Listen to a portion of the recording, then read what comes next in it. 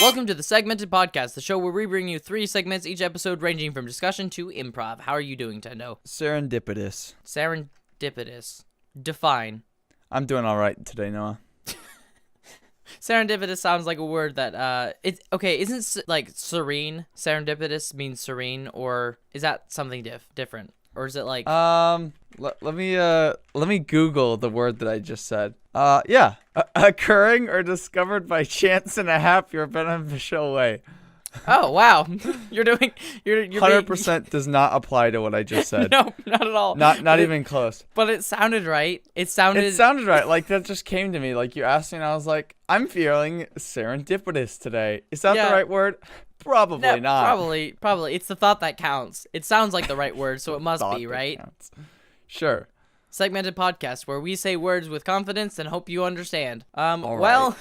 Anyway, we have a great show lined up for you today. We're going to play a game of Will You Press the Button? Then we will have an interview with an imaginary person. And then we will finish with Don't judge a book by its cover, do it by its title. Okay, let's jump into the episode, shall we? Segment 1, we're going to be playing Will You Press the Button, which is basically a game where you press the button and then it has a situation. It proposes something that you would do, but it gives a condition on what you would have to do to obtain said thing. So, for example, this one says, you will have infinite money, but a child decides what you purchase for at least a full week per month. Sounds like a great one to me. I mean, 100%. Let's go. Yeah, right? So then you choose if you will press the button or if you won't. If you do press the button, then it's a yes. If you choose not to, then no. And this one's a stupid question. You have literal infinite money, and if just one full week per month, it's a kid. If it's the same kid, I could talk to them and I can still reason with the kid. I can say, like, okay, understand what is good and what is not good to buy. And then, like, I could give them financial advice, which at that point doesn't matter because I have infinite money. So, like, okay. No, of course I'll press the button. That's a stupid question. Oh my gosh, 15% said they would not press the button. Lunatics. Top comment is, I am a child, so I can still choose win-win. Ooh.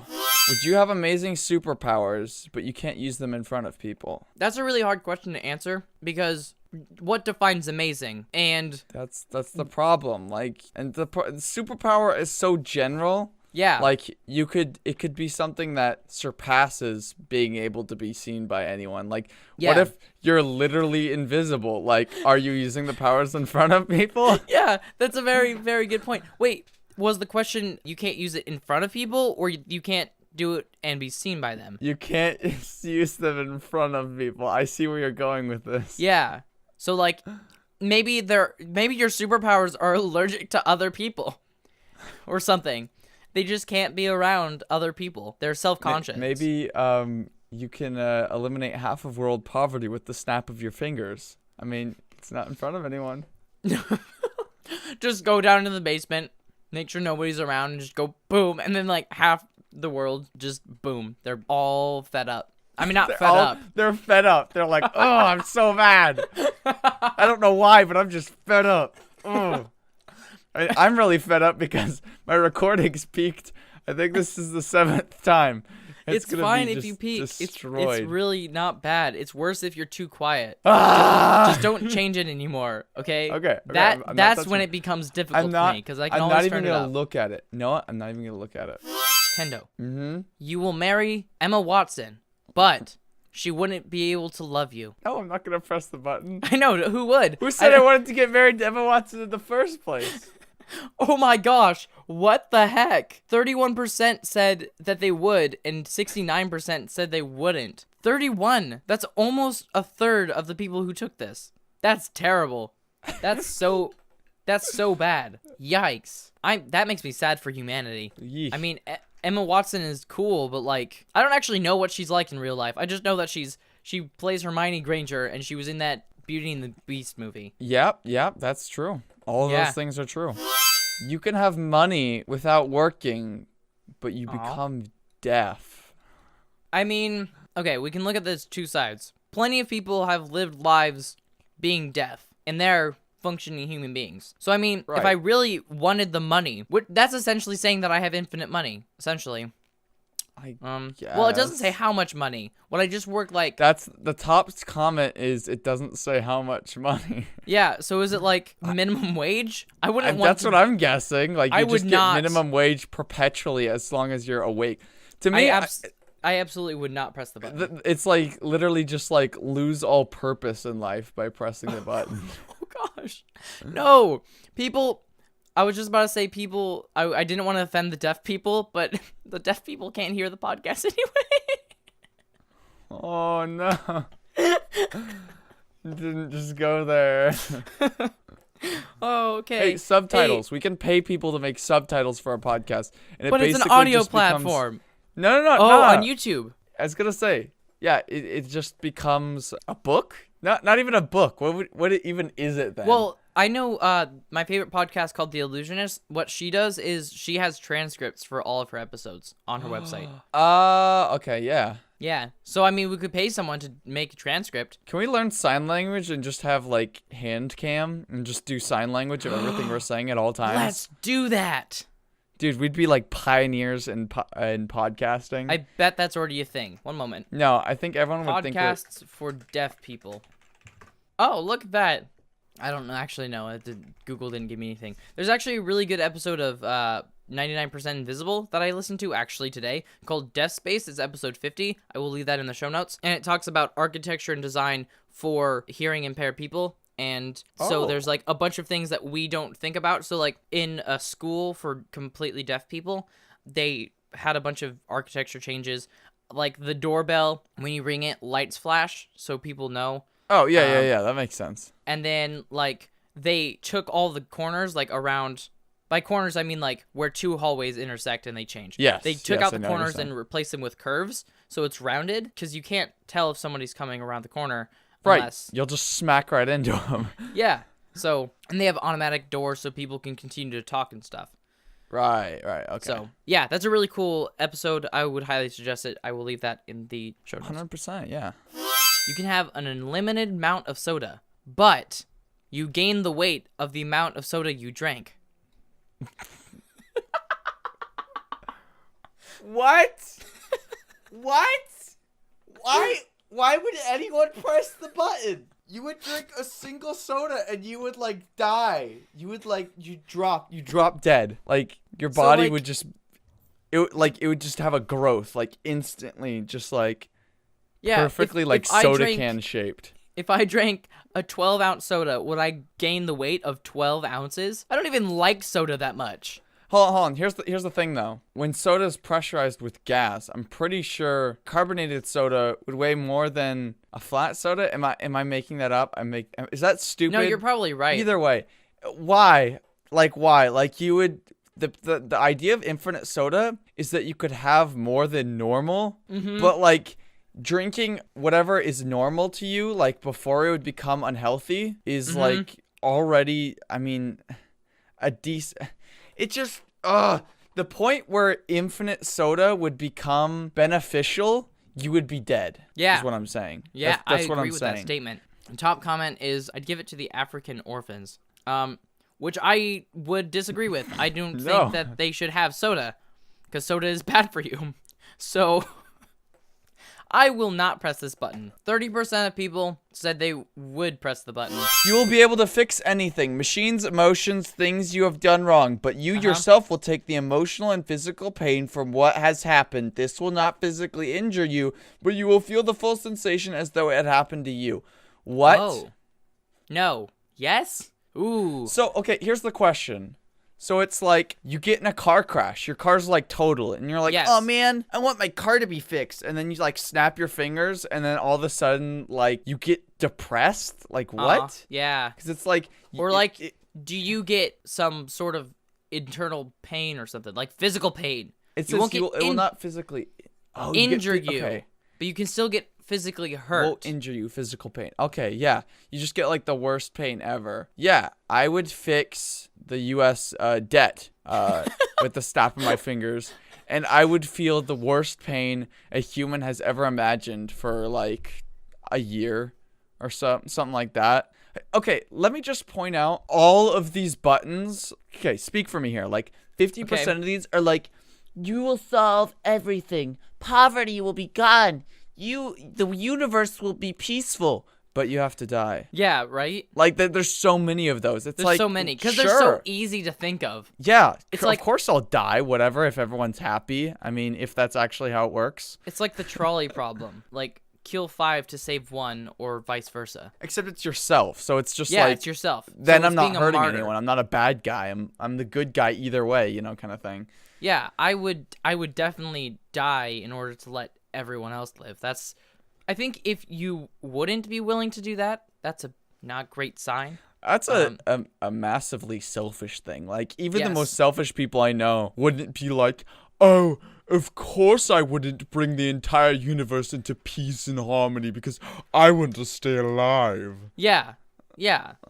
That's probably one of the most selfless things you can do is lay down your life for someone, and one of the most selfish things you could do is to not be willing to die for the entire human race. You have unlimited riches, but you have to ask your mom for permission before spending any of it. There's so many money ones. Yeah, totally. Just go to college. Jeez. Wait, this is like Batman, but Batman doesn't have a mom anymore. So, like, what if you don't have a mom? Kill your mom. It's a perfect Oh. idea. No, if you kill your mom, then you can't ask her for anything. No, you just ask her and, like, I don't know. That's what I'm trying to get You to. get a new mom. You pay a mom.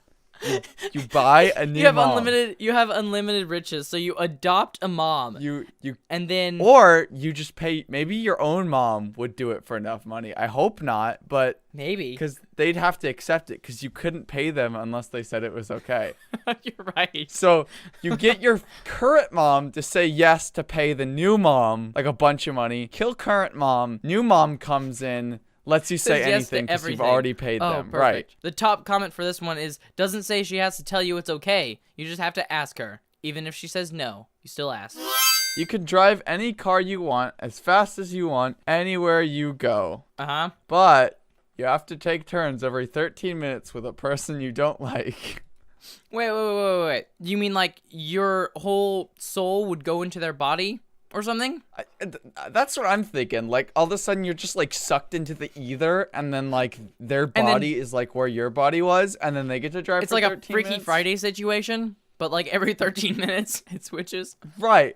And then, like, say you were like, oh, man, I gotta go save the world. I'm gonna drive, like, 200 miles per hour to, like, Washington, D.C., and then, boop, you're out, and then the person that you hate's just like, I'm gonna go get ice cream, and they drive the opposite way, and the world, like, dies or something like that. Like, Or like, would it be you can drive that fast, but the person that you hate always has to be in your passenger side seat, and every 13 minutes you guys have to pull over off to the side of the road, and you have to switch drivers. Noah, I just realized something. Okay. Okay, hear me out. Okay. It says as fast as you want, right? Right. You make a car that can go near the speed of light. Okay, you see where I'm going with this? Yes. If the 13 minutes is like, okay, let's say it's at whatever spot you started, like on Earth. Like, just if you were just standing where you started and that's where time starts.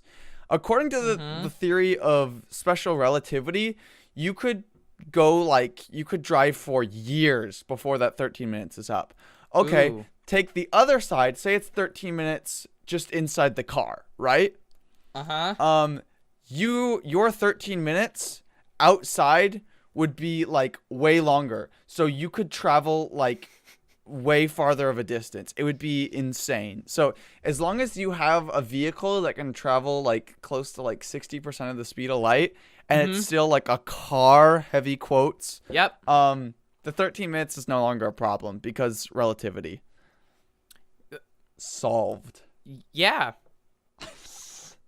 Yes. Oh, perfect. Yeah, that's a good idea. How about if you guys donate to the Patreon $1 million a month, then we will make that happen. We will make a car that's the speed of light, and then we will go as fast as we want because nobody can actually stop us because we're going close to the speed of light as we possibly can. So like, and then every 13 minutes, I'll switch with you. Sounds good. Yeah, let's do this. That was a burn. I was insulting you. No. I think here's the thing. No, Okay. you can say that you hate my guts. You can like be like, you're fired, But I mean, if I get to take turns in the near light speed car, I'm cool with it. Like, Yeah, but also, does that mean they get 13 minutes too? I think so. Yeah. So it's like when you're playing video games with your friend, and it's a one-player game, and you switch off every time you die, kind of deal. Yeah, I think so. I think if I don't know what happens when you die, Noah. If you run 300 miles per hour into a tree, do you switch? Who knows? I don't want to know. Who You cares? switch drivers every 13 minutes or every time you die.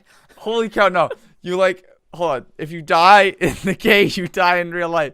So you go as fast as possible, like towards a bridge, and you time it with like 12:59. Switch. Bam! You kill them. They're dead. It's over. You win. But what happens? What happens? I don't have to share the car anymore. Wait, so what happens? What happens if the person that you don't like does the same thing? Well, then they're just smarter and they win. They did it first. Or you like get crazy good at driving. What if they're dead and then you still switch with them every 13 minutes? No, and then there's just a corpse and in the you- car. You're just a corpse for 13 minutes, and you switch back to being alive again, and then they be alive. It's like you tag team it, corpse and corpse to No, life. because you guys like share the same like body technically, Yeah. right? So Uh-huh. like you kill them and like their mind is still like possessed inside of your Oh, mind. that's terrible. So you have to live with them for like you have to live with their tortured soul that you killed for the rest This of is your such life. a good movie. Are we doing story break now or what? It's called Every 13 Minutes. No, it's just called 13 minutes. Oh, what a great one. Segment 2. We're going to be doing a segment known as Interviews with an Imaginary Person, where one of us, in this case Tendo, is going to act as an imaginary person, and I'm going to be the interviewer. I'm going to ask him questions. This is completely improvised. He just knows the occupation or the character that he's going to be portraying, and I'm going to be asking him a bunch of questions about his occupation, and hopefully we get in some real weird, funny place. These are all, it's like completely improvised. We didn't practice this beforehand, so like, you know. I'm already trying to think of what to do now. It's fine. Ah. It's fine. It's fine. I have questions. It's good. Okay, let's get right into it.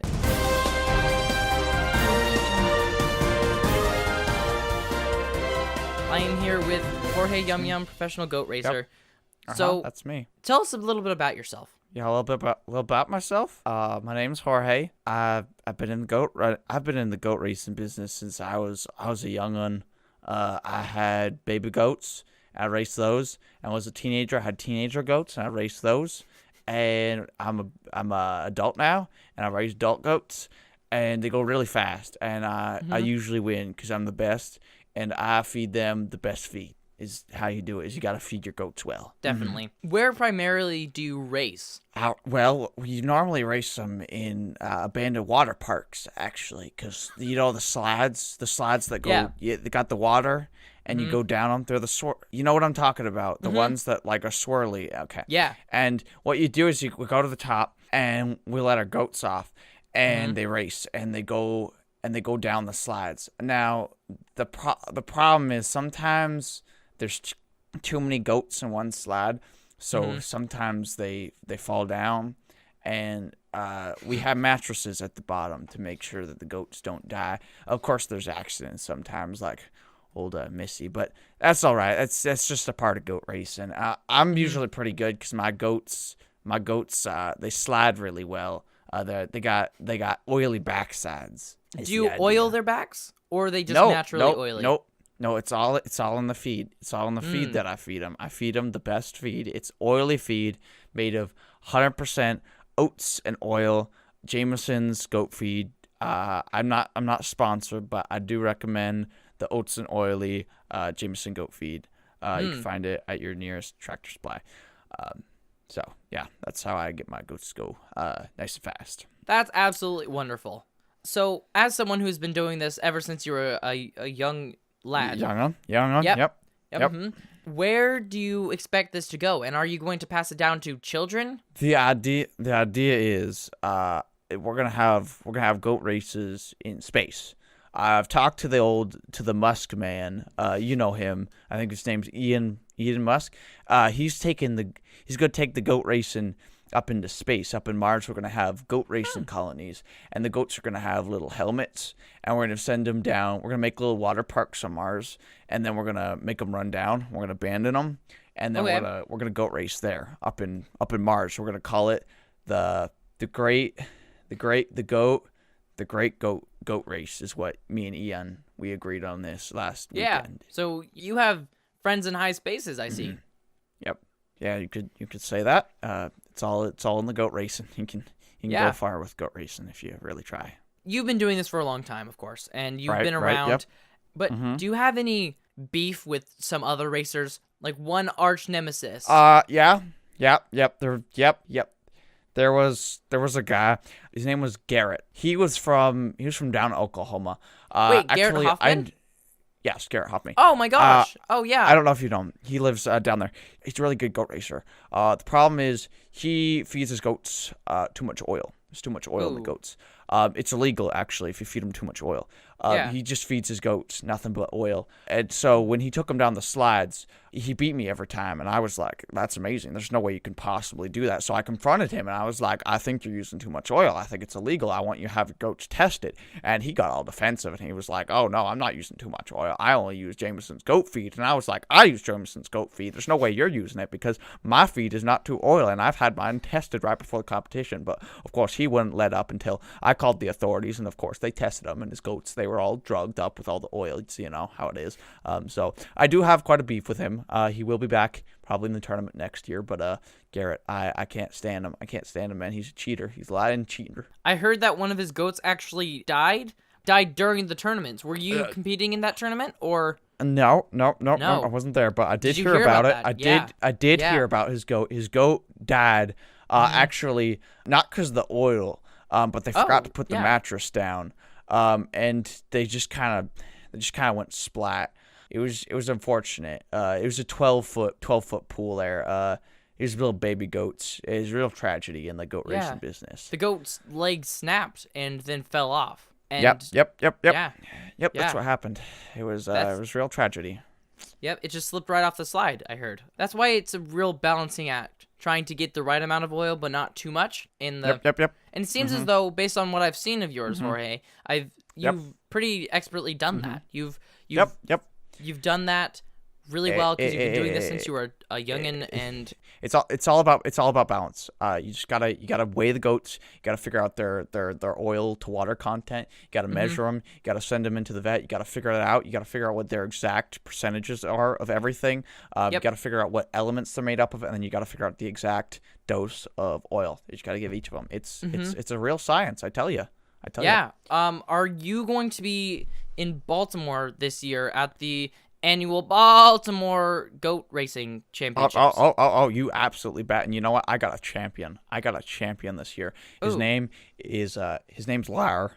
I didn't name him Lar because like I think that's a good name, but like when he all he makes is he just makes it sound a la, and it's crazy. I call him the singing goat. It's La the singing goat. I mean, I haven't tested him in the races. I don't know how fast he is, but he can sing, and he's gonna be a real crowd favorite because, as you know, in the Baltimore races, it's not really about how fast you are, but it's about how much attention you can get. It's about because everyone goes there. Everyone knows there. It's like going to the New York Comic-Con. It's like no, that's where you go to get the people, and then you do the real stuff down in Oklahoma, down in Arkansas. You got to do it in the real competitions later in the season. Absolutely. Well, I hope to see you there. I think I will be covering that event, and I think our old friend Garrett is going to be there, or our old enemy Garrett. Ooh. Yikes. So let's hope that tensions aren't too high there. I hope not either. I hope not. But let's just try to keep it civil. I'll play well. Play fair. That's what it's all about. Goat racing. That has been Jorge Yum Yum. Thank you for being here. If you would like to check him out, you can go to his website, jorgegoatracing.com, and you can get tickets to the events. And if you want to come to the Baltimore Goat Racing Championships, that will be on December 25th in Baltimore. Just all of Baltimore. They kind of closed down the city in order for them to run through the streets and stuff. But so just go to Baltimore. Yep. But again, thank you for being here. Yep. Thanks for having me. I really appreciate it. Segment 3, we're going to be doing a segment known as Don't Judge a Book by its Cover, but Do by its Title. So basically, what I did was I went onto my local library's website, went to recently added, and went through the adult fiction portion of it, because that's where they have That's the best section. Yes, they have ridiculous stories with trite names. And so I went through the books, and what I'm going to do is I'm going to tell Tendo just the title, and he has to try to guess what it's about. Okay. Yes. I am very ready, Noah. Tendo. Yep. The first one is The Wife He Always Wanted by Cheryl Ann Smith. It has 3 out of 5 stars.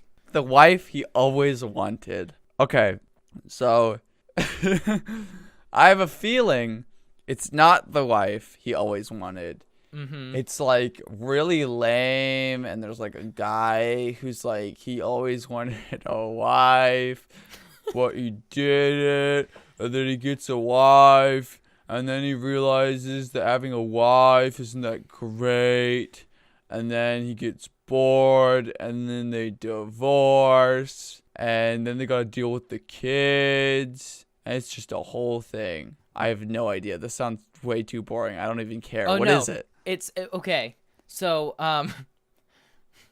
it's Sarah Palmer is impoverished, desperate, and alone. Her father was murdered years ago, and her only sibling is now dead. When an unkept man turns up at her doorstep, he claims a friendship with her late brother and the desire to fulfill her brother's dying wish that they marry. Sarah sees no other solution for her situation but to wed this roguish stranger. Oh, gasp. So that's what that's about. That sounds like a hunk of garbage. Yeah, that's explains why it only has 3 out of 5 I'm a hard stars. pass on that one. All right, what's the next one? The next one is Blood Orbit. Please let it be sci-fi. And, like, it is. Action sci-fi, and there's like killing and people like fighting with laser guns or swords or something like that, and there's like maybe a war going on. There's like some angsty kid that's like he wants to be a hero or something like that. I don't know. And like he's gotta save his planet from like tyranny or something like that. I mean, kind of, yeah. The fact that you guessed that is not that surprising because it's pretty trite. There's some more specifics that I'll get into right now. So this is the synopsis. This science fiction police procedural pairs an idealistic rookie with an officer who uses cybernetic implants to process forensics. In solving a mass murderer, they will uncover a vast conspiracy. Eric Matheson, an idealistic rookie cop trying to break from his powerful family, is plunged into the investigation of a brutal crime in his first few weeks on the job. I mean, that's all right. Yeah, I mean, it's a police investigation. I do love a good mystery novel. I would probably read that. Blood Orbit by K.R. Richardson. Yeah, this one doesn't have any ratings, but I was judging it by the cover, and it looks kind of... I'm not a big fan of science fiction books, but... That's all right. Yeah, I mean, it kind of sounds like Blade Runner. Ooh, it might be. Blade Runner's really good. I really like both the Blade Runners. Okay, this one is from a series. This is The 12 Kingdoms, The Talon of the Hawk by Jeff Kennedy. Boo. Boo. It's called 12 Kingdoms, right? Yep, The 12 Kingdoms, Talon of the Hawk. It's called the Talon of the Hawk. All right. So every book is something of the something, and maybe they're all animals. Maybe they're all like the claw of the tiger. But this one's the Talon of the Hawk. Maybe they're not all animals. Maybe they're all just the something of the something. Or maybe they're not. Maybe they're more original and they have much more interesting subtitles in the rest of the books. But I don't know. They're either like there's some character that's like symbolic of a hawk, and they're like finally striking. Like maybe they're a really intelligent, like wise person, and they're finally like fighting. Or maybe it's more literal and they're just like in like a forest, or maybe they're like out in the wild in this book, and like there's literal hawks, but it's like symbolic of something else in the story, besides that there's just actual hawks wherever they are. It actually has a 4.1 on Goodreads. 4.1 out of 5. So that's... It must be a great book. It must be, because everyone knows that you should always judge books not by the titles, by their rating. or by their ratings, of course. So someone was trying to justify some like movie that had just come out. They were like, it got a this, and this other movie got this, so that should tell you whether you want to watch it or not. Yeah. I'm sorry. I was Sometimes going critics off are of just that. wrong, and I'm sometimes not saying they're wrong. I'm just saying like give people some time to figure it out. yeah. In addition, some people, different movies are watched for different reasons, and so if you are someone who enjoys the Transformers films, then watch them. I knew it. I knew it. We said movies, and I was like, this is going to Transformers, isn't it? I already know it's going to Transformers. It always goes to Transformers. Yeah. Transformers movies are objectively bad. But other than that, I mean, you can like what you want, but those are objectively bad. Anyway, the 12 Kingdoms, the Talon of the Hawk. 3 daughters were born to this king in place of the son that he wanted. The youngest, lovely and sweet. The middle, pretty and subtle, with air of magic. The eldest, the heir as in H-E-I-R. Yeah, I got it. A girl grudgingly honed to leadership, not beauty, to bear the sword and honor of the king. There's more, but I don't feel like getting into it. Then it's like Ursula's loyalty and whatever. I don't care. So yeah, it's a book. Huh? What? Yeah, this book. Yeah, sorry. Yep. I was just falling asleep by all of your generic female medieval character descriptions. I'm sorry, I'm being cynical. Maybe the book's really good. I don't know. It sounds like an alright premise. I somehow just hate, doubt like, it. I think that Blood Orbit is the best one out of there. It's always like, there were 4 siblings. And there was Lucas, and he was the strong one. He was the oldest, and he led all of them. And then there was, like, Georgia, and she was, like, pretty, and that's it. And then there was the youngest. And they're cute, but they're full of wisdom, actually hidden. Like, they are the ones that figure things out. Yeah, or they're something like they're that. just one-dimensional characters, and it's not great. That is the end of our show. We hope you did enjoy it. What did we learn today, Noah? We learned that the word serendipitous doesn't mean what we at first thought it did. We also learned that goat racing involves just the right amount of oil. Not too much, not too little. We also learned that you shouldn't judge a book by its title or its cover, but you should by its ratings. Yes. You can find us on Twitter at Nomich_ and at Tendo. Email us at segmented.fm@gmail.com. Once again, segmented.fm@gmail.com. And support the podcast on Patreon at patreon.com/segmentedfm. That's patreon.com/segmentedfm, where you can get an extra segment every episode, as well as listen to our recording sessions live. And with that, I leave you with this random word from the dictionary, from Webster's 9th New Collegiate Dictionary. Cart with a K. Noun. A miniature motor car used especially in racing. Karting. We challenge you to use that sometime this week. Good luck.